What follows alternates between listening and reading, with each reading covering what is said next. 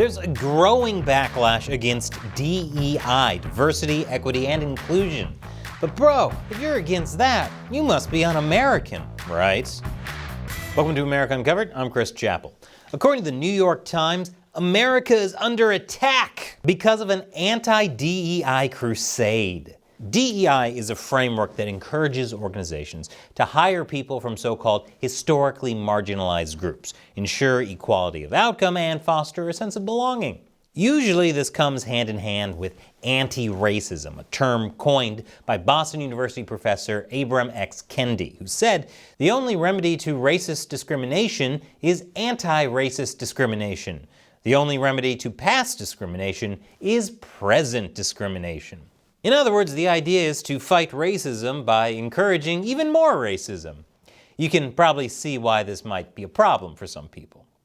Also, the idea that someone might get a job based on the color of their skin or their sexuality rather than their competence has some worried. After a door blew off of a Boeing plane recently, some blamed DEI.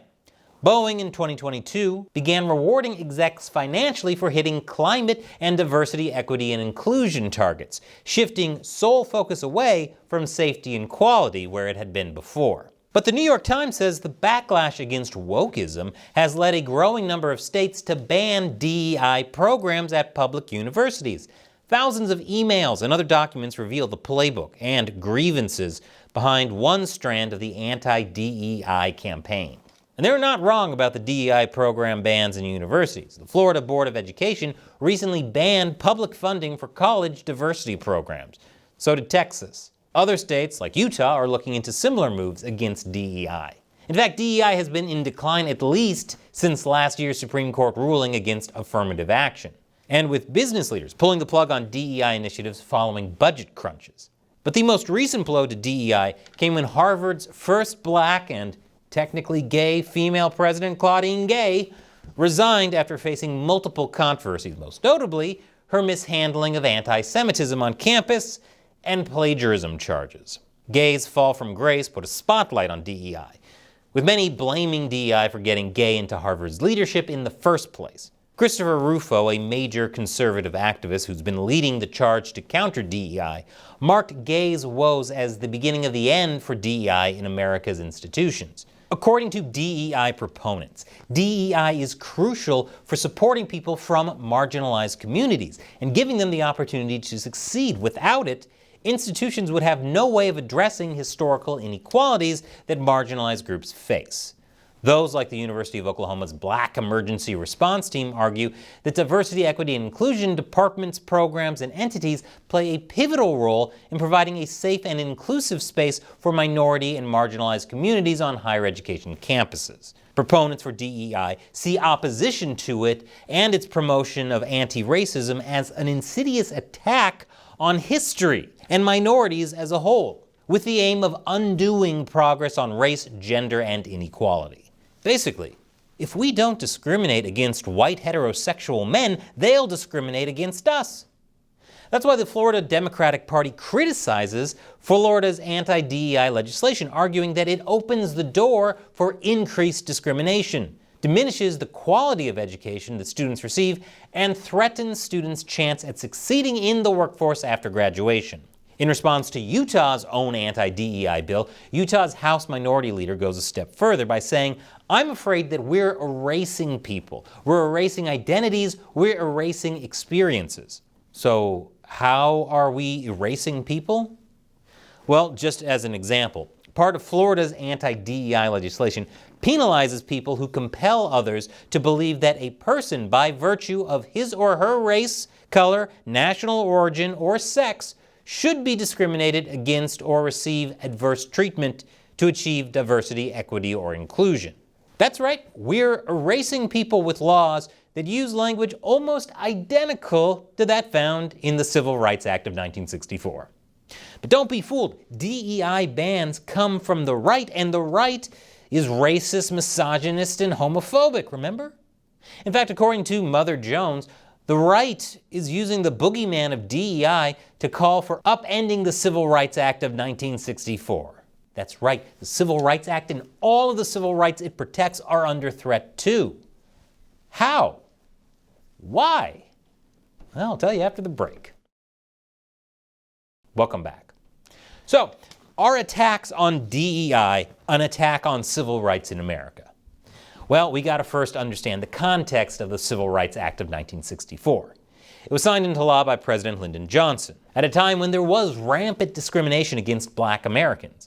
The act outlawed segregation in businesses such as theaters, restaurants, and hotels. It banned discriminatory practices in employment and ended segregation in public places such as swimming pools, libraries, and public schools. Most Americans from both sides of the political aisle these days grow up assuming that the Civil Rights Act was a good thing. But some on the right are now beginning to question that. The Claremont Institute, a California-based conservative think tank, is one of them. It argues that the Civil Rights Act warped American law and culture and traded one set of racial preferences for another. Now, by questioning the benefits of the Civil Rights Act, the Claremont Institute is not endorsing racial discrimination. In fact, it referred to racial discrimination against black Americans as a national disgrace, and acknowledged that denying enslaved blacks equal rights under the law is tyranny. What the Claremont Institute is arguing is that the Civil Rights Act does more harm than good. One way it allegedly does so is by acting as a second constitution that clashes with the U.S. Constitution. The Institute argues that the Civil Rights Act allows accusations of discrimination to threaten people's constitutional rights. A good example of this was when University of Missouri-Kansas City officials removed a piece of art that expressed support for democracy in Hong Kong. It had a swastika in it, and as we all know, Americans get a little weird about swastikas, but that wasn't why the art was removed. It was removed because of Chinese student objections. It should be obvious that criticizing the Chinese Communist Party isn't discrimination against Chinese people. But some people don't care about nuance. Either that or they're just too willing to bend over backwards for authoritarians. According to the Claremont Institute, cases like this show how accusations of discrimination can do far more harm than good. Turning Point USA founder Charlie Kirk likewise has some serious criticisms of the Civil Rights Act. This has gotten a lot of people riled up, with some saying that Kirk yearns for a return to the days of segregation and racism. But in context, that's not what Kirk is advocating for. He's just arguing that the Civil Rights Act doesn't encourage color blindness, but color consciousness in the form of DEI and anti-racism. And it took years for me to get to the place where understand that the promise of color blindness is one of the reasons why people would say, yes, I support the Civil Rights Act, but in reality, the language and the application of the Civil Rights Act is the opposite.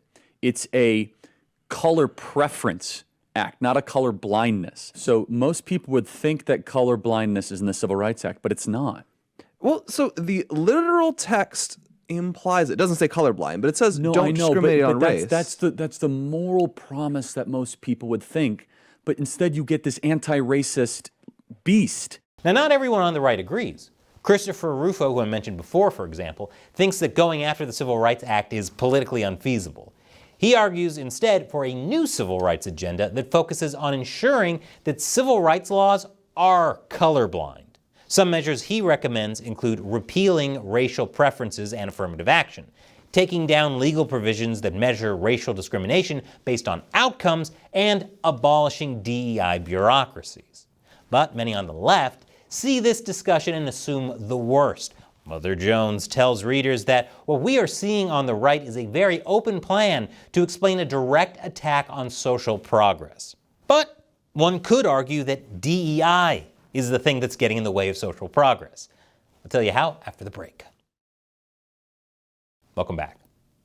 So many on the left say DEI works, as long as it does more than just promote diversity by being inclusive. But looking at DEI curricula, it looks kind of, what's the word? Racist.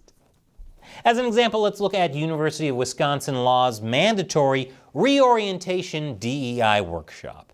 Co-founder of the Community Anti-Racism Education, Deborah Lay, created this document for first-year law students who just completed their first semester.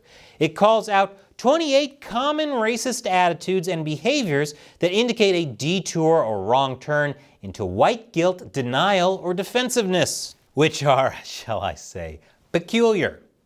There are a whole bunch of rather weird rules for what makes a genuine anti-racist. I'll save you the headache of the mental gymnastics and stick with showing the ones that are easiest to digest. According to the workshop, the concept of colorblindness, the idea of not judging a person by his or her skin color, is a bad thing. If you believe in colorblindness, you are also saying you don't see your whiteness. This denies the people of color's experience of racism and your experience of privilege. And don't you dare suggest that minorities are ever at fault for any struggles they have in the workplace. To do that is to blame the victim, because that avoids the real problem, racism. It also takes away from the picture the agents of racism, white people and institutions.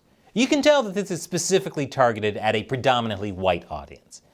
In response to the claim that people of color can be racist, the workshop's response is to say people of color as a social group do not have the societal institutional power to oppress white people as a group. An individual person of color abusing a white person, while clearly wrong, is acting out of personal racial prejudice, not racism. Wait, isn't racial prejudice the same thing as racism? Apparently not, because in the DEI world, you can't be racist if you don't have power. Silly McFly. And that's the problem. DEI proponents borrow from a Marxist framework of oppressor versus oppressed and apply it as privileged versus unprivileged. It defines people's identities with broad categories based on a hierarchy of who's most marginalized. Every single disparity is explained away through a racist system, but in doing so, they encourage anyone who claims a historically marginalized identity to not take individual accountability. DEI proponents basically glorify victimhood, like this race timeline worksheet, which asks students to create a timeline of significant life events around race, such as recognizing differences or facing discrimination. What exactly does all this do to help students succeed? Who knows? The thing about DEI is that it encourages fellow Americans to look at each other in the most negative way possible, especially white people. It also enables people like the DoD's diversity chief the confidence to speak ill of them in a way you definitely wouldn't get away with if the race was swapped. And yet, DEI lets these kind of comments slide. And if you criticize that kind of racism, you get accused of racism.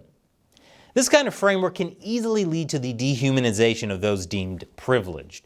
We've already seen that happening with the Israel-Hamas conflict. DEI is not compatible with American values. DEI promoters seek to socially engineer the world into a utopia run by progressive elites who self-identify as anti-racists.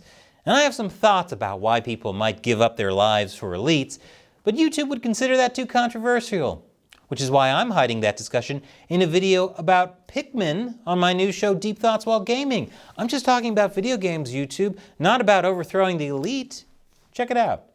Once again, I'm Chris Chappell. Thanks for watching America Uncovered.